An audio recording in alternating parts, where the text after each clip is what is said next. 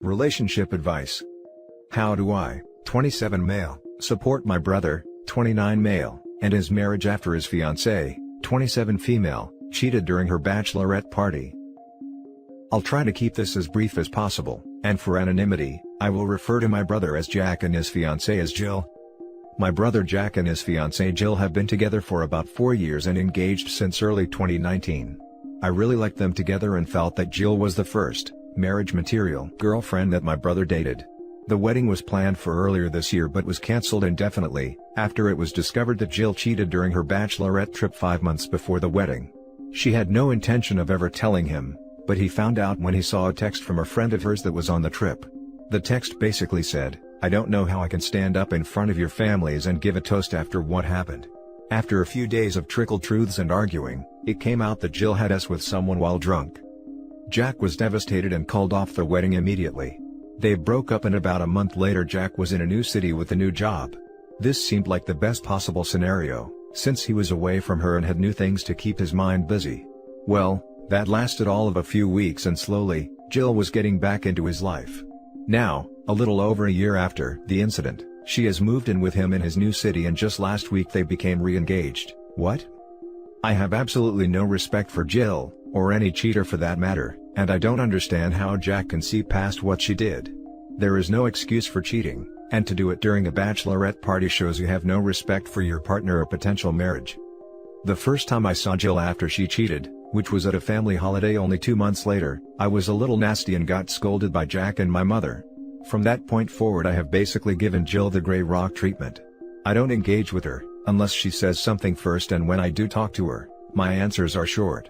I assumed that they were doomed to fail, and I would just have to put up with her until Jack finally came to his senses. Now that they are re-engaged, it looks like I am going to have to put up with Jill longer than I expected, and I'm not sure I can keep up the gray rock routine. There's only so many, ahas, left in me before I snap and say, "Hey, remember when you effed that guy?" My question is, how can I be supportive of my brother in his marriage when I have no respect for his partner whatsoever? Now for the top advice. Ask him when's the next bachelorette party. No joke, he's probably thinking that as long as there's no bachelorette party, everything will be cool. This, and constantly ask her after the fact, how her last night of Freedom D was as good this time around when she does have another party. And if you're lucky and you keep up the reminders, she might just cheat again. Tell your brother to get a prenuptial agreement. Tell your brother to grow a backbone.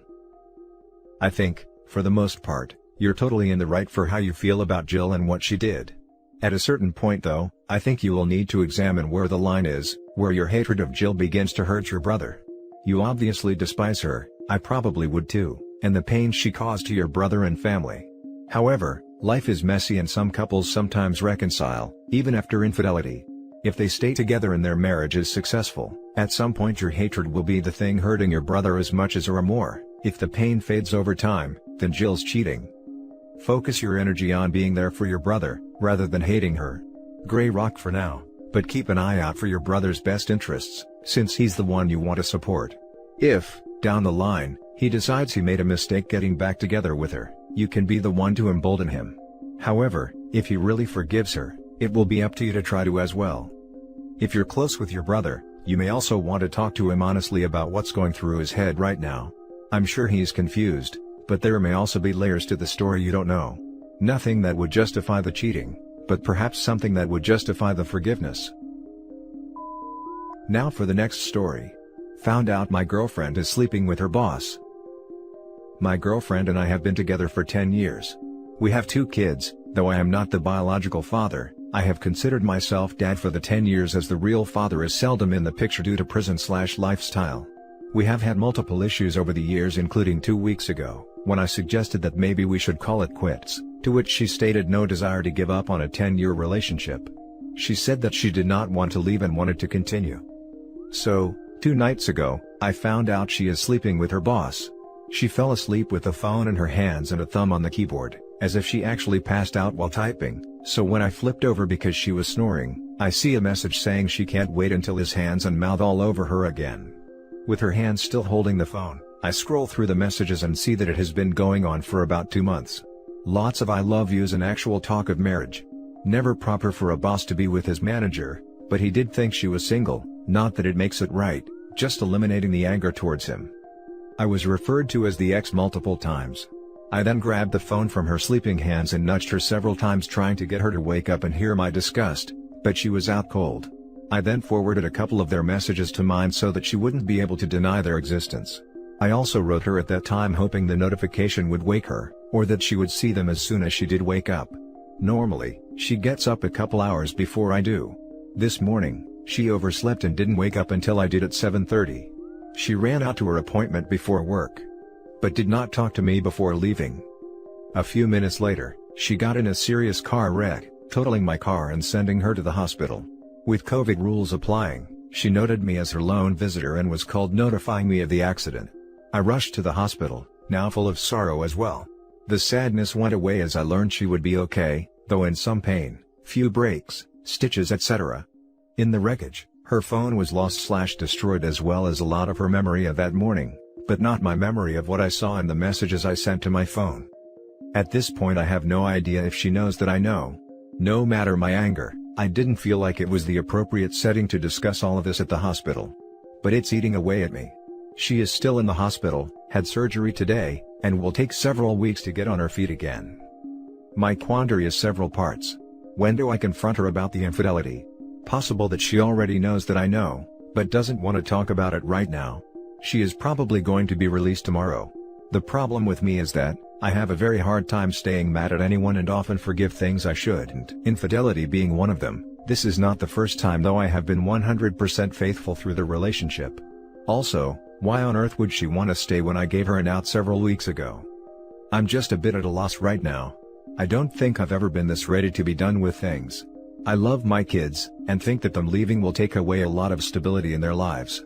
The house is completely mine, so she would be the one leaving.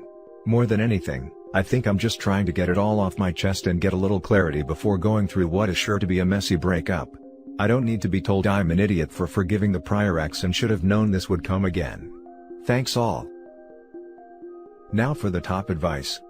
Some tough love. Stop being a pushover. Confront her when she's discharged and begin making plans to end the relationship. Yeah, I was thinking that when she's discharged. Make sure to tell his company, so they can deal with this. Thanks.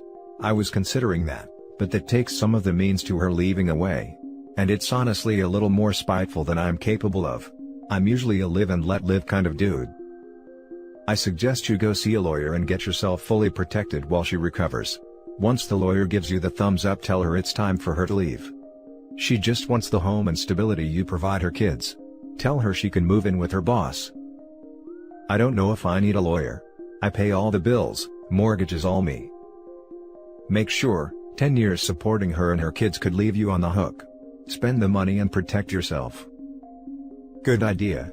I'd be happy to keep the kids, but that wouldn't happen. I'm pretty sure there's no common law in Kentucky. She's not dying. It is perfectly fine for you to tell her right now that you caught her cheating and it is over. As soon as she is healthy enough to be discharged from the hospital, arrangements can be made to boot her out of your house. True. Good point. Now for the last story. My 35 male, ex-wife's 34 female, fiancé, 30s male, want to take my last name as his own when they get married. It rubs me the wrong way, and I'm afraid it may cause an issue if I don't handle it properly. My ex-wife and I met in college, and I was immediately attracted to her free-spirited nature and sense of adventure, because I was very similar at the time. Long story short, we were together for a total of 9 years and married for 7 of those. We ended up having 2 kids during the time, a son, 9 male, and a daughter, 7 female. It's been about 4 years since the divorce was finalized. Honestly, we had a pretty good marriage. However, we both realized as we got older that our visions of how we saw our daily lives wasn't going to mesh. She is just as she always was, attending music festivals, stopping by art shows, or trying some new hobby.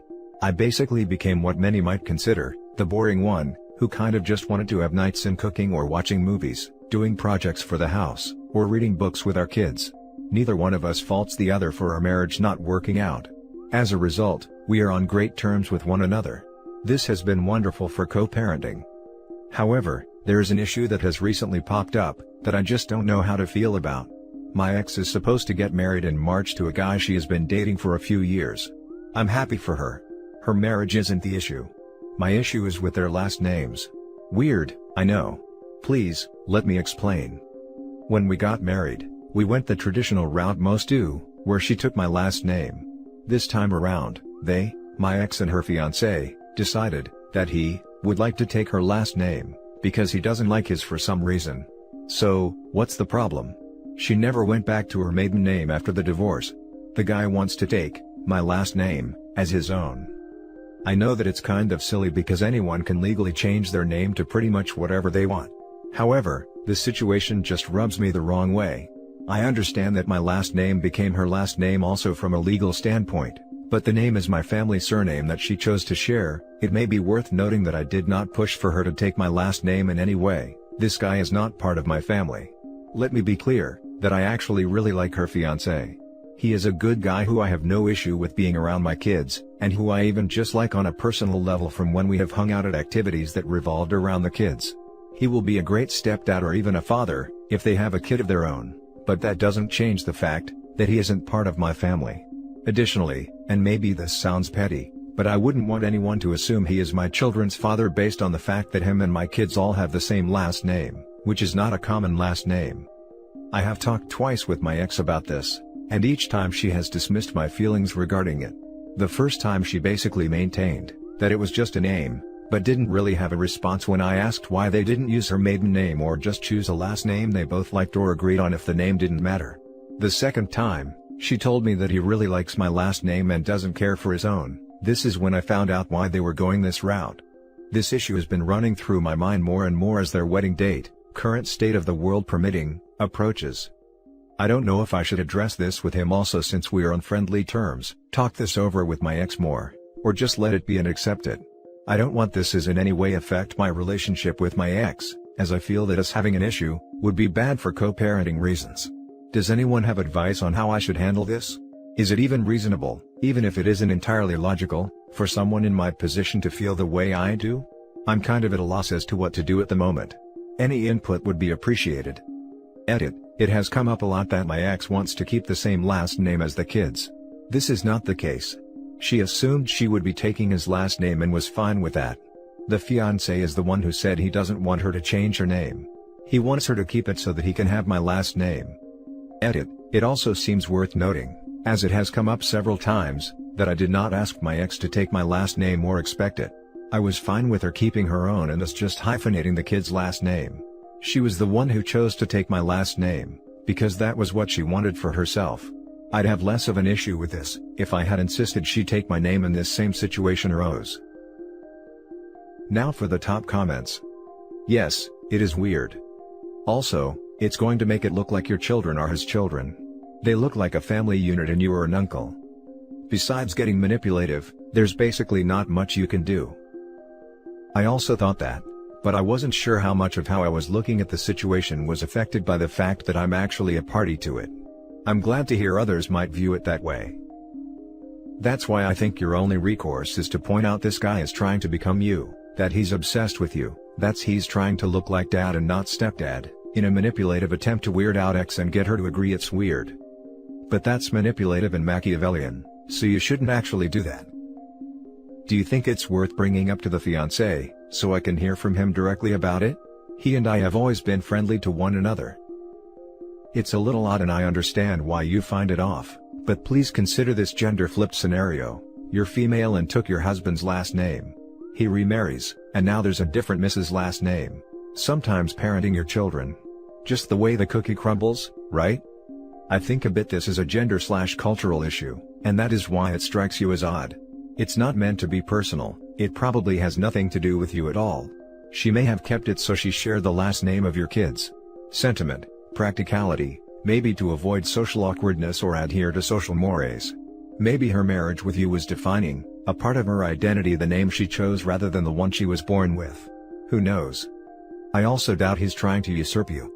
He wants to maybe leave a bad family name and attach trauma behind, is non-traditional, understands her desire to keep her last name and doesn't mind losing his own. Again, who knows? If she doesn't care about the last name, They could even create a new one. That's a trend with some folks, and you could bring that up in a friendly way, see what they say. But ultimately, you can't and you shouldn't attempt to control them. You do not have sole ownership of your last name anymore. You gave it to her freely in marriage, you can't take it back because it dissolved, nor should you. I'm sorry, man. Your feelings are valid, but there are no sensible actions to take here, no control you're entitled to. I mean the following very delicately, and only because it doesn't sound like you have a sounding board. You might talk to a counselor, just in case this is really a manifestation of something else, maybe subconsciously? It can't hurt. Good luck, OP. And that's it for this video, guys. If you have thoughts to share, leave a comment below. Don't forget to hit like and subscribe if you like this content. Turn the notification on to get updated on my latest posts. I'll catch you in the next one. Good day, everyone.